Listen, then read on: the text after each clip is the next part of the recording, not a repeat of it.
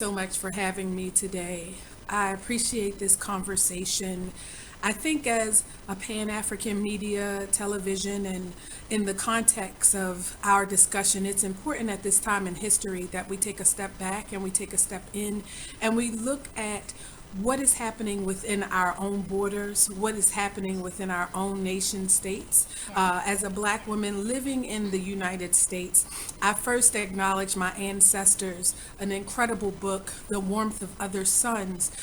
It speaks to the largest migration of people globally, which were my ancestors living in the South of the United States as a result of generations of oppression in the transatlantic enslavement trade. And when they eventually sought freedom and were successful, they began to migrate out of the South, moving into industries in the north and the western regions of the country.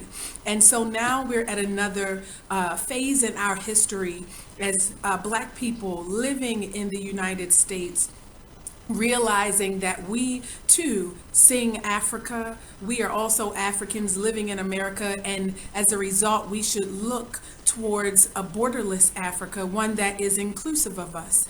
In 2003, the African Union decided that they would write and legislate Article 3Q, which identified Black people living not just in the United States, but outside of Africa, in Europe, and in Brazil, and in the Caribbean, any region of the world outside of Africa where Black people were found.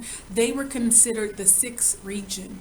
And as a result, for the past 20 years, they've been trying to actualize and add teeth to what that definition truly means. And what we've decided in the diaspora is that it means we have a borderless Africa, one that is accessible to us in spite of the barriers of visa. As someone that carries a blue passport, they see it as a benefit in some regions. But for us traveling and interested in traveling within the mother